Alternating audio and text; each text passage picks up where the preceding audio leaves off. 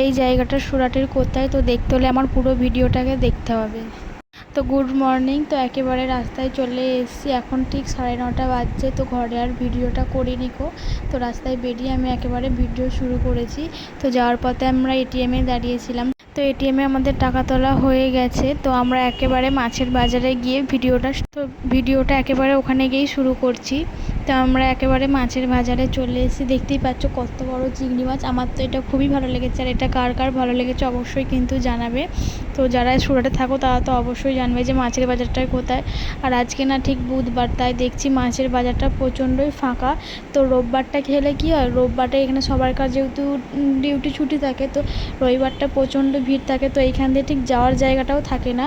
তো আজকে বুধবার বলে মাছের বাজারটা দেখছি পুরোটাই ফাঁকা ফাঁকা, আর অনেকেই মাছ দেখছে, হয়তো শেষ হয়ে গেছে দোকানগুলোয়। আর আমরা অনেকটা বেলা করে এসলাম, তখন ঠিক 9:30 10টা বাজছে। তো সেই কারণেই মাছের বাজারটা ফাঁকা ফাঁকা লাগছিল। আর এই মাছের আড়তটা না অনেকটাই বড়, আর এখান থেকে সবাই আর কি মাছ কিনে নিয়ে অন্য অন্য জায়গায় হয়তো বিক্রি করে।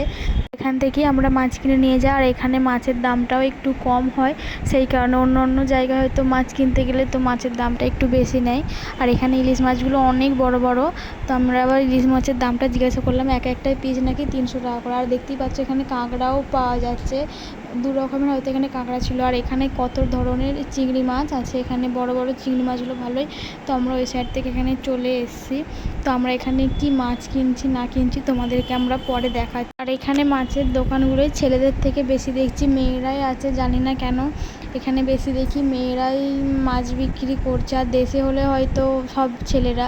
তো আমরা ওখান থেকে বেরিয়ে পড়েছি। হয়তো তোমরা ভাবতেই পারো যে আমি কেন নাকে ওড়নাটা দিয়েছি, কারণ আমার এখানে প্রচণ্ড গন্ধ লাগছিল।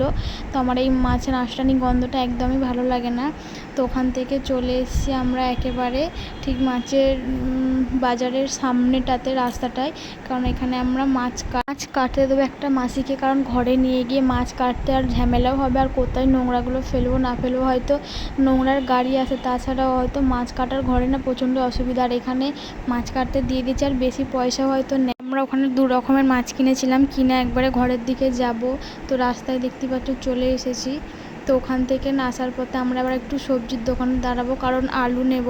আলু আর পেঁয়াজটা যেহেতু শেষ হয়ে গিয়েছিলো। আর এই বাজারটা হয়তো যারা যারা চেনো অবশ্যই কমেন্ট করে জানাবে এটা কোথায়। এইখানে বাজারটাও না ঠিক সস্তায় পাওয়া যায়। আর আসার সময় এখানে কিছু জিনিস আমি কিনে নিয়ে এসেছিলাম, আর বিশেষ করে গ্যাসের এইটা না ভেঙে গিয়েছিলো, তো এইটা আবার কিনে নিয়ে এসেছিলাম।